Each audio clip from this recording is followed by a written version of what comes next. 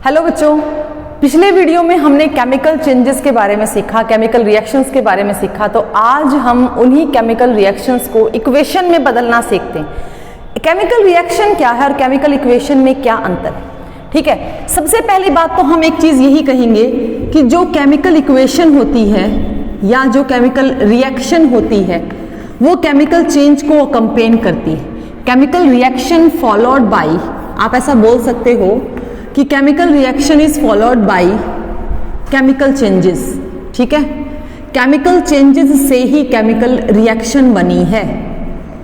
यही बात हमने पिछले वीडियो में काफी जोर शोर से समझने की कोशिश की थी कि केमिकल चेंज अगर हम ऑब्जर्व कर रहे हैं या कुछ कैरेक्टरिस्टिक्स हमें नजर आ रही हैं तो वो केमिकल जो है ऑब्जर्वेशन के कारण केमिकल रिएक्शन कहलाती है।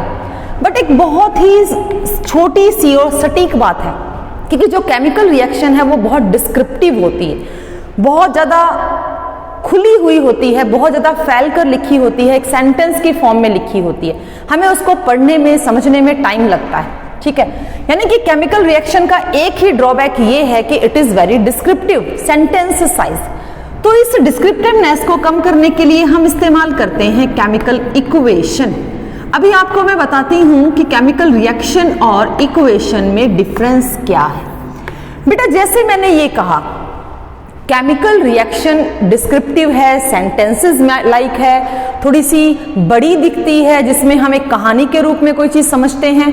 तो केमिकल इक्वेशन जो है वो उसका ही एक शॉर्ट फॉर्म है। केमिकल इक्वेशन बहुत ही छोटा रूप है वर्ड इक्वेशन की फॉर्म में, बहुत ही छोटा रूप है सिंबल की फॉर्म में, जिससे हम किसी भी रिएक्शन को आसानी से रिप्रेजेंट कर सकते हैं। आप छोटा सा बोल सकते हो ब्रीफ रिप्रेजेंटेशन। ठीक है, ब्रीफ रिप्रेजेंटेशन, छोटी रिप्रेजेंटेशन किसी केमिकल चेंज की केमिकल इक्वेशन कहलाती है। राइट, केमिकल इक्वेशन बेटा दो प्रकार की होती है। एक होती है बेटा word equation, right, word equation, और एक होता है बेटा symbol equation. Word equation and symbol equation. मैं बार बार आपको रिएक्शन इक्वेशन बोल रही हूं। बेटा, जो भी चीजें हम अपनी डेली लाइफ में या अपने चारों तरफ हम ऑब्जर्व करते हैं वो केमिकल रिएक्शंस होती हैं। लेकिन जो चीज हम नोटबुक में लिख सकते हैं, जो चीज हम नोटबुक से पढ़ते हैं, जिनको हम देखकर तुरंत उनके अंदर होने वाली सारी एक्टिविटीज को जान जाएं, उनको केमिकल इक्वेशंस कहते हैं। केमिकल इक्वेशन दो प्रकार की हैं, वर्ड इक्वेशन, सिंबल इक्वेशन। बेटा, वर्ड इक्वेशन में हम किसी भी बात को वर्ड्स के जरिए बताना चाहते हैं और सिंबल इक्वेशन में हम उस बात को सिंबलाइज कर देते हैं एलिमेंट्स के सिंबल के साथ। जैसे मैंने अगर आयरन कहा, आयरन, तो आपके दिमाग में आयरन से बनी हुई कोई भी चीज आ जाती है। जैसे आयरन नेल्स आ गई, आयरन रॉड हो गई। अगर मैं मैग्नीशियम कह रही हूं, अगर मैं सोडियम बोल रही हूं, अगर मैं चॉक बोल रही हूं, तो अगर इन सबके वर्ड्स का इस्तेमाल मैं कर रही हूं तो दैट इज वर्ड इक्वेशन। लेकिन अगर मैं उसका कोई पर्टिकुलर शॉर्ट सिंबल इस्तेमाल करती हूं that is called symbol equation. ठीक है, वर्ड इक्वेशन और सिंबल इक्वेशन। अच्छा, यहां से अब हम एक बात और सीखेंगे, रिप्रेजेंटेशन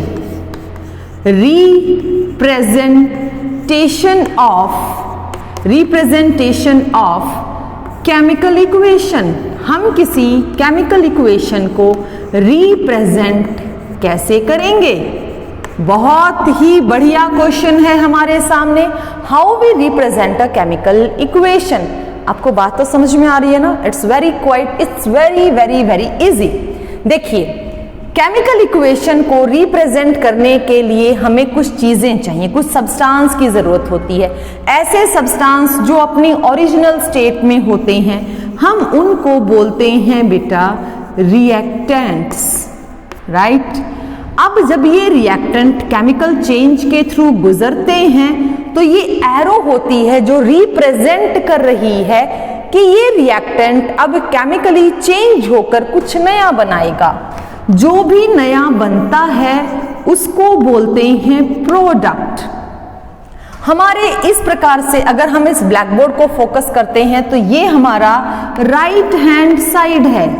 राइट हैंड साइड और ये हमारा लेफ्ट हैंड साइड है। तो लेफ्ट हैंड साइड कन्वर्ट हो रहा है राइट हैंड साइड में, और ये जो एरो है ये डिस्क्राइब कर रही है, ये एरो रिप्रेजेंट कर रही है कि whatever the substance is reactant is converted into product, product में कन्वर्ट हो रहा है। बेटा यहाँ पर कई बार केमिकल इक्वेशंस को लेकर हम कई तरह के क्वेश्चंस जो हैं वो बोर्ड में पूछे गए हैं, जैसे chemical reactions some are informative, कुछ इंफॉर्मेशंस भी देती हैं, chemical reactions are balanced, balancing भी होती है। तो इन्हीं क्वेश्चंस के जो आंसर हैं हम one by one step by step करने वाले हैं। केमिकल रिएक्टेंट जो हैं जिनको केमिकली चेंज किया जाता है प्रोडक्ट में, ये किस प्रकार की इंफॉर्मेशन दे रहा है? ये इंफॉर्मेशन दे रहा है कि हम कोई भी सब्सटेंस ले रहे हैं उसके अंदर जो चेंजेस ऑब्जर्व हो रहे हैं वही किसको रिप्रेजेंट कर रहे हैं? केमिकल इक्वेशन को। अगर इसी बात को मैं वर्बली बोलूं तो वो किसको रिप्रेजेंट कर रहे हैं? केमिकल रिएक्शन को। चलिए अब बेटा सेकेंडली हमारे लिए क्या क्या चीजें इंपॉर्टेंट हैं? हमारे लिए क्या क्या चीजें इंपॉर्टेंट हैं? हमारे लिए इंपॉर्टेंट है बेटा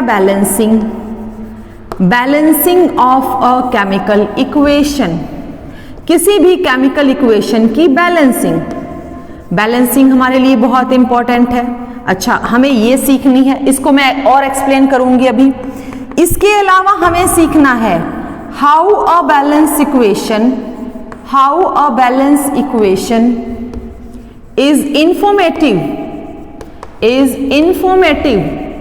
एक बैलेंस इक्वेशन हमारे लिए इंफॉर्मेटिव कैसे होती है? हमें क्या इंफॉर्मेशन दे रही है? कोई भी बैलेंस इक्वेशन हमारे लिए इंफॉर्मेटिव कैसे है?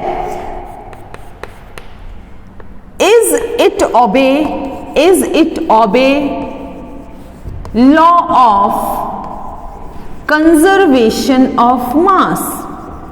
Is it obey law of conservation of mass? क्या ये मतलब जो भी बैलेंसिंग है, जो भी केमिकल इक्वेशन है, क्या ये लॉ ऑफ कंजर्वेशन ऑफ मास को ओबे कर रही है? बेटा केमिकल इक्वेशन के लिए हमें इस प्रकार के क्वेश्चन से भी रूबरू होना पड़ेगा। तो आपको बात समझ में आई? केमिकल इक्वेशंस वो रिप्रेजेंटेशन है जो कि ब्रीफ डिस्क्रिप्शन है किसी भी चेंज का जो हमारे सराउंडिंग में हो रहे हैं। उन चेंजेस को अगर हम सिंबॉलिकली कहीं लिख देते हैं, those are known as chemical equation. Now come to how we balance a equation and what is the need for balancing of equation. First you write this, then we come.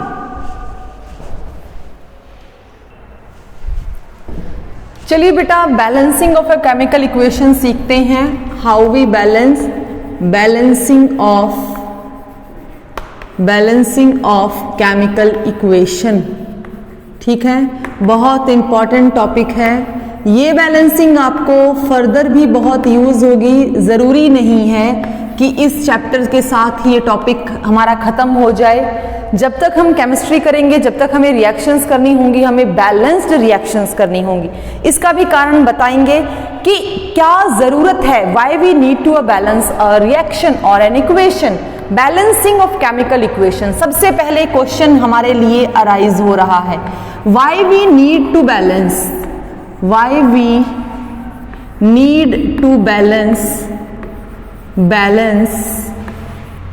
A chemical equation. हमें किसी chemical equation को balance करने की क्या जरूरत पड़ी? सबसे बढ़िया और सबसे पहला ही क्वेश्चन हमारे सामने ये आया। इक्वेशन तो कोई भी है, कैसे ही लिख दो, क्या फर्क पड़ता है। अब जैसे मान लीजिए मैंने लिख दिया, मान लीजिए इसके आंसर के रूप में मैंने लिख दिया, मैंने ऐसे लिख दिया कि भाई कार्बन है, कार्बन किस फॉर्म में है बेटा? यहाँ पर कॉक की फॉर्म में है, जिसको आम भाषा में आप कोयला बोलते हैं। इसको मैंने ऑक्सीजन की प्रेजेंस में, बेटा इसका भी कारण है कि ऑक्सीजन की प्रेजेंस में ही कोई चीज क्यों जलाई जाती है, क्योंकि बेटा ऑक्सीजन गैस जो है वो कंबस्टेबल गैस होती है। कंबस्टेबल गैस है, इसलिए ऑक्सीजन की प्रेजेंस में हम इसको जला रहे हैं। ध्यान देना, इन दोनों के बाद मैंने एरो का यूज किया है, ठीक है। एरो डिस्टिंग्विश करता है कि इतना हिस्सा आपका रिएक्टेंट का है, अब जो बनेगा वो आपका प्रोडक्ट बनेगा। बेटा यहां पर ये चीज बन गई कार्बन डाइऑक्साइड। अब मैंने यहां पर कुछ वर्ड्स का इस्तेमाल किया है, कुछ वर्ड्स का इस्तेमाल किया है बेटा, इसको बोला जा रहा है वर्ड इक्वेशन। क्योंकि अगर मैं किसी वर्ड के लिए आपके साथ बात कर रही हूं, किसी वर्ड को लिखकर मैं कुछ रिप्रेजेंट कर रही हूं, तो बेटा उसको बोलेंगे वर्ड इक्वेशन, ठीक है। ये हमारी वर्ड इक्वेशन है, ठीक है। अब बेटा इसको मैं अगर सिंबल में यूज करती हूं तो कार्बन ये हो गया सॉलिड, क्योंकि कार्बन जो है वो यहाँ सॉलिड कंडीशन में है, सॉलिड स्टेट में है, तो कार्बन किसको रिप्रेजेंट कर रहा है, कॉक को। और बेटा ऑक्सीजन, ऑक्सीजन एक गैस है, और बेटा ये किस प्रकार की गैस है, ये डायटोमिक गैस है। डायटोमिक क्या होता है बेटा, जिसकी एटोमिसिटी है ना, ये आपने 9th क्लास में किया हुआ है, जिसकी एटोमिसिटी कितनी है बेटा 2, उसको बोलते हैं डायटोमिक। डायटोमिक गैस है। फिर से एरो का निशान लगाया क्योंकि हम ये रिप्रेजेंट करना चाह रहे हैं कि ये दोनों रिएक्टेंट हैं, अब ये कन्वर्ट हो रहे हैं प्रोडक्ट में। CO2, CO2 भी बेटा गैस है, कार्बन डाइऑक्साइड गैस है। तो बेटा अब की बार मैंने क्या यूज किया, सिंबल्स। इसको बोलेंगे सिंबल इक्वेशन, इसको बोलेंगे वर्ड इक्वेशन, इसको बोलेंगे symbol equation. Is it clear? Question हमारा था why we need to balance a chemical equation. तो इस क्वेश्चन का आंसर होता है कि unbalanced equation and unbalanced equation does not obey या follow, does not follow law of mass action. बेटा लॉ ऑफ मास एक्शन को ओबे नहीं करती, यानी कोई अनबैलेंस्ड इक्वेशन होगी वो इस लॉ को ओबे नहीं करती। ये लॉ क्या है, ये लॉ कह रहा है इस एरो के इधर जो लेफ्ट हैंड साइड है और इस एरो के इधर जो राइट हैंड साइड है, उन दोनों के वेट यानी कि mass of reactant is equal to mass of product होना चाहिए।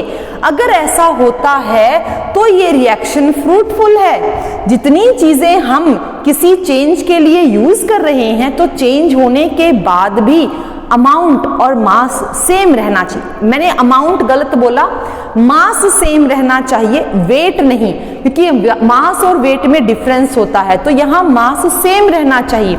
इसको हम एक बार ओबे कर लेंगे, फिर बताती हूं मैं आपको कैसे।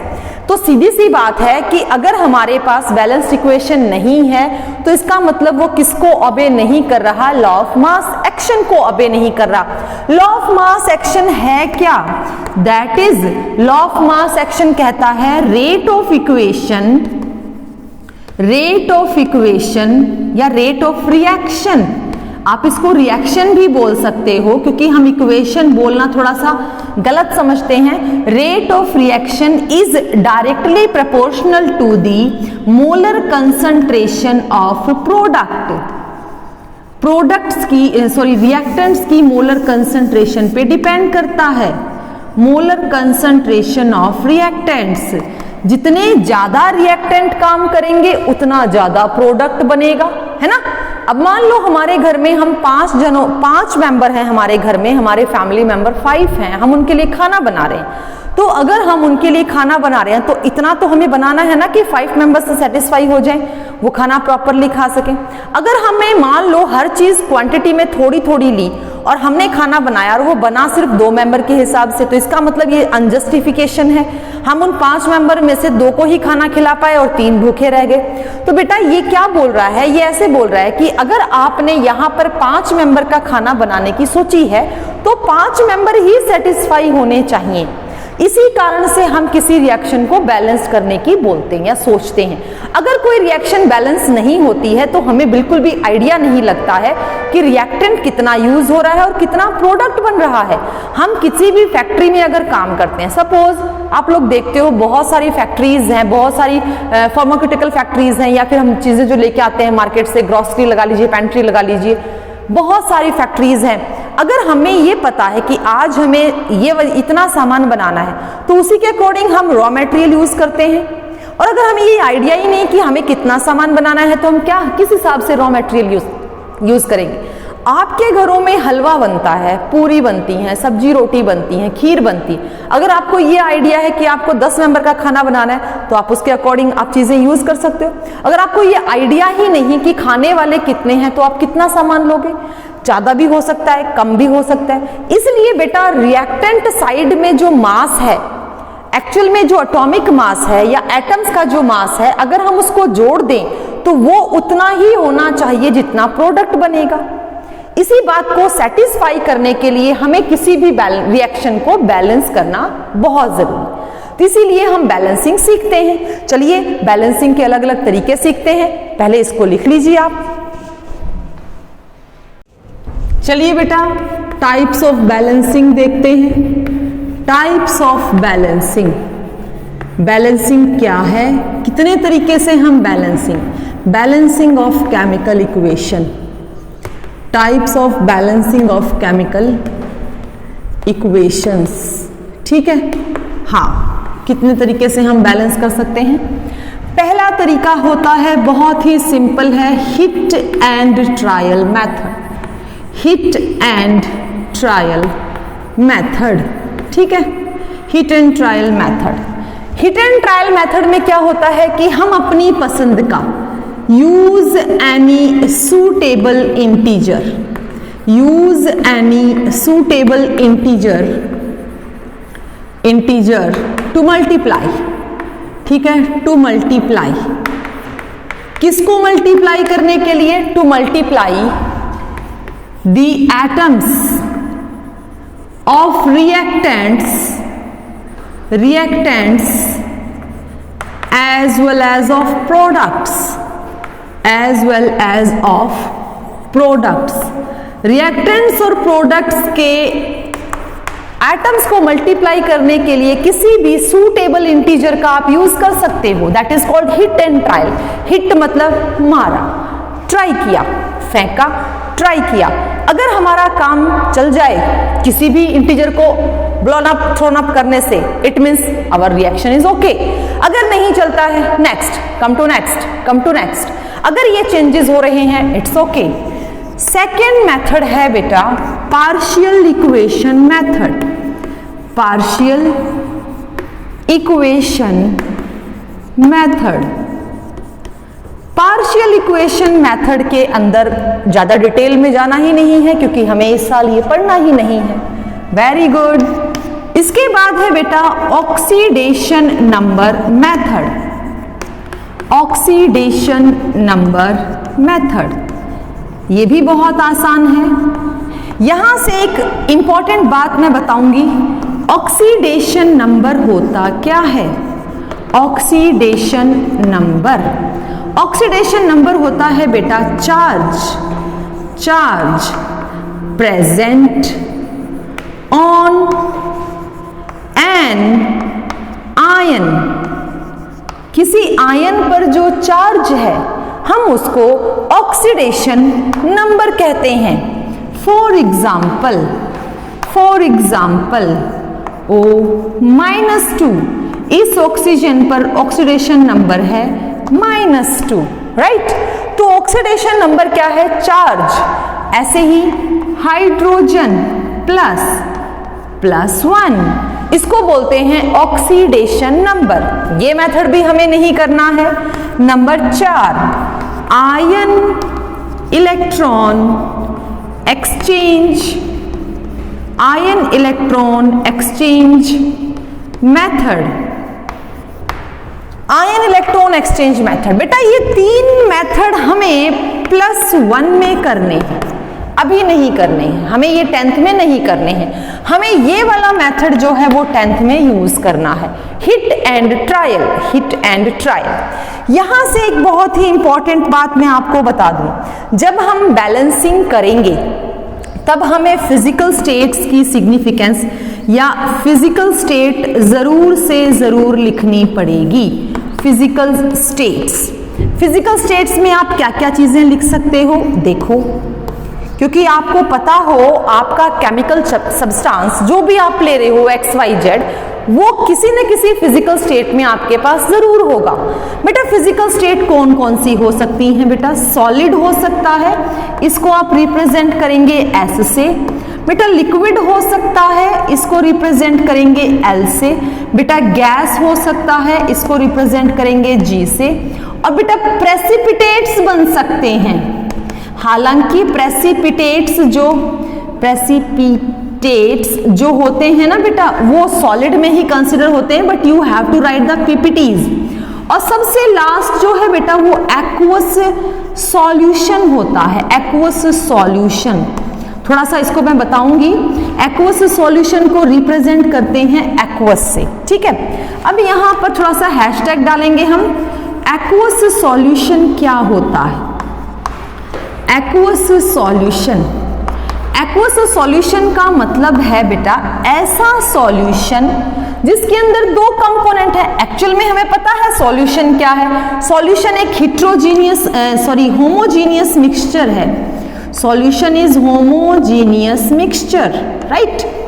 सभी बच्चों को पता है ना, क्योंकि आपने ये 9th स्टैंडर्ड में पढ़ा है। इट्स अ होमोजीनियस मिक्सचर जिसके दो कंपोनेंट होते हैं, सॉल्यूट एंड सॉल्वेंट, ठीक है। एक्वस सॉल्यूशन के अंदर बेटा जो सॉल्वेंट होता है वो कौन होता है? Water. Water is used as solvent. और वाटर यहां किस अमाउंट में रहेगा? एक्सेस में रहेगा। वन मोर थिंग, आप वाटर को अगर लिक्विड लिखते हो और वाटर को अगर एक्वस लिखते हो तो ये दोनों चीजें सेम नहीं हैं, ये भी ध्यान रखना। अगर वाटर को लिक्विड लिखते हो या वाटर को एक्वस लिखते हो तो ये दोनों चीजें सेम नहीं हैं। देखने में सेम लगती हैं, बट इस time water act as a solvent. यहां पर प्योर वाटर है। प्योर वाटर में कोई मिक्सचर या कोई सॉल्यूशन की उम्मीद नहीं रखनी है, ठीक है। ये बातें अगर आप याद रखते हैं तो आपको बैलेंसिंग करने में बहुत हेल्पफुल है। चलिए अब हम सीखते हैं हिट एंड ट्रायल मेथड से बैलेंस करना। Write down this.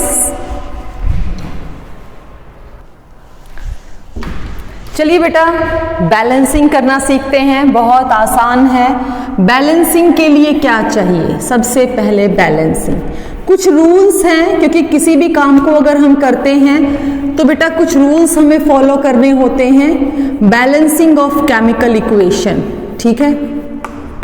आपको विजिबल हो रहा है जो भी ब्लैक बोर्ड पे आ रहा है, बहुत अच्छी बात है। आप इसको अच्छे से राइट डाउन कर सकते हो, आप नोट्स प्रिपेयर कर सकते हो इसकी हेल्प से।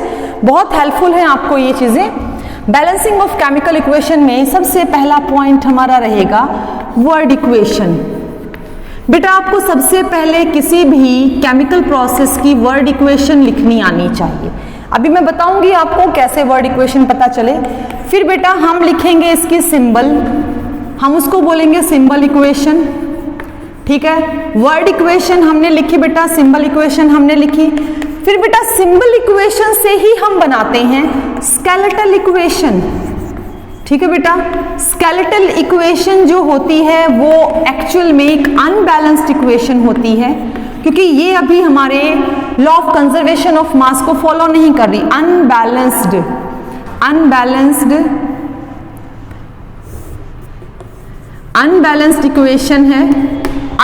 इक्वेशन है। फिर बेटा अनबैलेंस्ड इक्वेशन को हम बैलेंसिंग करेंगे by using hit and trial method. Hit and trial method से हम इसको बैलेंस करेंगे, हिट एंड ट्रायल मेथड, ठीक है बेटा। जब हम हिट एंड ट्रायल मेथड का इस्तेमाल कर रहे होंगे तो हमें किस लॉ को ओबे करना है? हमें ओबे करना है law of conservation of mass. Law of conservation of mass, law of conservation of mass. बेटा law of conservation of mass क्या कह रहा है? Mass of reactant is equal to mass of product. Law of conservation of mass यही कहता है कि mass of reactant जो है वो मास ऑफ प्रोडक्ट के इक्वल होना चाहिए, और मास कैन neither be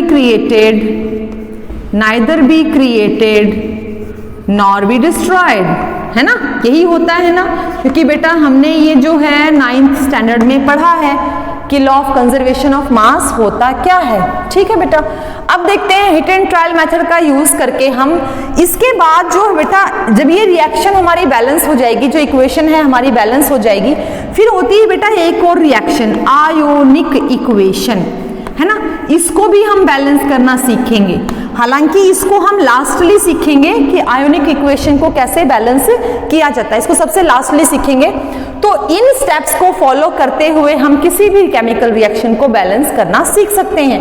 एक बार ये पॉइंट्स आप लिख लीजिए ताकि मैं ब्लैक बोर्ड पर आपको एक पर्टिकुलर कोई भी एक रिएक्शन लेकर दिखाऊं और उसको मैं बैलेंस करके दिखा सकूं। चलिए बेटा, एग्जाम्पल के तौर पर हमने लिया सबसे सिंपल, जो आज इस वीडियो में भी और पिछली वीडियोस में भी और क्लास में भी आप बहुत बार सीख रहे हो, magnesium ribbon. Magnesium ribbon is burnt in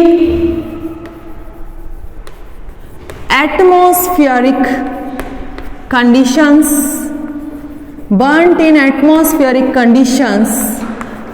to give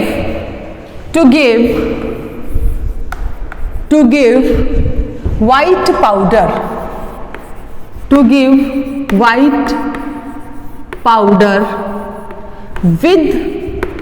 a white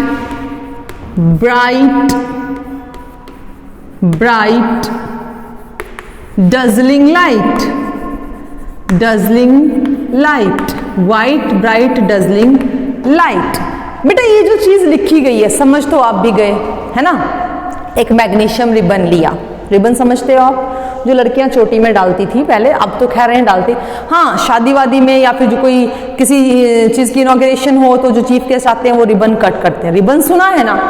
magnesium का एक रिबन लिया बेटा। सबसे पहली बात, जब मैग्नीशियम का रिबन काफी टाइम तक एक्सपोज्ड पड़ा रहता है तो उस पर एक लेयर बन जाती है, that is protective layer of oxide. ठीक है, उस लेयर को सबसे पहले हमें रिमूव करना है। रिमूव कैसे करना है? With the help of sand paper. Sand paper देखा है आप लोग, आपके घरों में पेंट होता है तो जो पेंटर होते हैं पहले सैंड पेपर से रब करते हैं ताकि जो पुराना पेंट है वो लीव आउट हो जाए, उस पर नया पेंट लगा देते हैं। बिल्कुल ऐसे ही मैग्नीशियम रिबन को हमें पहले क्या करना है? रब करना है। ठीक है, अब उस मैग्नीशियम रिबन को हम एक फ्लेम के पास ले जाते हैं। उस फ्लेम में एटमॉस्फेरिक गैसेस होती हैं, CO2, O2 व्हाटएवर। O2 वहां जो है वो सपोर्ट करती है जलने को, क्योंकि कंबस्टेबल गैस है, सपोर्ट कर रही है, तो हमारा जो मैग्नीशियम रिबन है वो जलता है। ब्राइट लाइट, जैसे आप लोग दिवाली में क्रैकर्स जलाते हो तो क्रैकर्स की जो ब्राइट लाइट होती है बिल्कुल ऐसे ही व्हाइट डजलिंग लाइट, आंखें चौंधियाने वाली लाइट। जैसे जैसे वो जलता जाएगा एक व्हाइट पाउडर ऐश की फॉर्म में, राख की फॉर्म में बनता चला जाएगा। बेटा ये तो थी कहानी, कहानी के रूप में आपको बताया मैंने। अब इसी कहानी को अगर मैं यहाँ पर छोटे छोटे वर्ड्स में लिख दूं, यानी मेरा पहला एम वर्ड इक्वेशन मैंने लिख दिया मैग्नीशियम प्लस ऑक्सीजन, क्योंकि मैंने सिर्फ ऑक्सीजन गैस का ही तो नाम लिया था ना। और ये एरो क्या दिखा रही है? दो रिएक्टेंट हैं, कन्वर्ट होना चाहते हैं, दो रिएक्टेंट बेटा कन्वर्ट हो रहे हैं मैग्नीशियम ऑक्साइड में। आप इस मैग्नीशियम ऑक्साइड को ऐश कह रहे हो, it is a white powder, ash बोल सकते हो, ऐश का मतलब राख हो। पहला काम मैंने कर लिया बेटा, वर्ड इक्वेशन लिख दी। अब मैं सेकंड काम पे आती हूं, मैं इनके सिंबल्स लिखूंगी। सिंबल्स के साथ मैंने आपको बताया था कि आप फिजिकल स्टेट्स जरूर लिखेंगे। बेटा ऑक्सीजन डायटोमिक गैस है, फिजिकली इट इज गैस। और बेटा मैग्नीशियम ऑक्साइड जो है वो पाउडर है, तो powder also stands for solid. ये व्हाइट पाउडर है आपका, ठीक है, ये व्हाइट पाउडर है। अब बेटा ये एक अनबैलेंस्ड स्केलेटल इक्वेशन है, ये स्केलेटल इक्वेशन है, अनबैलेंस्ड है, मुझे बैलेंस करनी है। मेरे समझ में नहीं आ रहा मैं बैलेंस करूं कैसे। मैं इसके लिए किस प्रकार का एक आपके लिए चार्ट बना दूंगी, एक बॉक्स बनाकर तैयार रखूंगी। इस बॉक्स में बेटा मैं दो चीजें रिप्रेजेंट करूंगी, ऐसे ध्यान से देखना। ये बॉक्स क्या कह रहा है? ये कह रहा है नेम ऑफ एलिमेंट और symbol of element, symbol of element, ठीक है, सिंबल ऑफ एलिमेंट। मेरे पास जो भी सिंबल, जो भी एलिमेंट इस रिएक्शन में है उनके सिंबल। बेटा रिएक्टेंट साइड उनके नंबर ऑफ एटम कितने हैं, reactant side number of atoms. फिर बेटा product side number of atom, है ना, नंबर ऑफ एटम। मैंने आपको क्या बताया कि एटम्स के नंबर दोनों तरफ बराबर होने चाहिए। सिंबल के लिए मेरे पास दो एलिमेंट्स हैं, magnesium and oxygen. Reactant side, इधर देखो, मैग्नीशियम के इधर भी कोई नंबर नहीं है, इधर भी कोई नंबर नहीं। जब कोई नंबर दिखाई नहीं दे तो वो 0 नहीं होता, वो 1 होता है। हमने कहा रिएक्टेंट में मैग्नीशियम 1 है। फिर इधर आते हैं, इसके आगे कोई नंबर नहीं है लेकिन इसके पैर के पास एक नंबर है 2, हमने इसको नंबर दिया 2, ठीक है। फिर बेटा प्रोडक्ट की बारी आती है, इस मैग्नीशियम के आगे कोई नंबर नहीं है, ना इसके पैर के पास कोई नंबर, हमने इसको नंबर दिया 1, इसको नंबर दिया 1। अब आप मुझे बताइएगा, क्या रिएक्टेंट साइड और प्रोडक्ट साइड मेरे दोनों एलिमेंट्स के नंबर बराबर हैं? आप देखिए प्लीज, इस जो ये चार्ट है आपके सामने, ये जो एक ऑब्जर्वेशन टेबल है आपके सामने, इसमें देखिए क्या दोनों तरफ एटम्स के नंबर बराबर हैं? मैग्नीशियम के बराबर हैं बट ऑक्सीजन के नहीं है। बेटा मुझे ऑक्सीजन बैलेंस करनी है, remember that word, use suitable integer. Integer आप कोई भी यूज कीजिए। मुझे 2 चाहिए, क्या मैं इसको 2 से मल्टीप्लाई कर दूं? और ये वाली ऑक्सीजन मेरे प्रोडक्ट में कहां पर थी बेटा? MgO में थी, है ना। अगर मैं इसको 2 से मल्टीप्लाई करती हूं तो मैं किसको मल्टीप्लाई कर रही हूं 2 से? MgO को, ठीक है। अगर मैंने MgO को 2 से मल्टीप्लाई किया तो मेरा मैग्नीशियम भी 2 हो गया।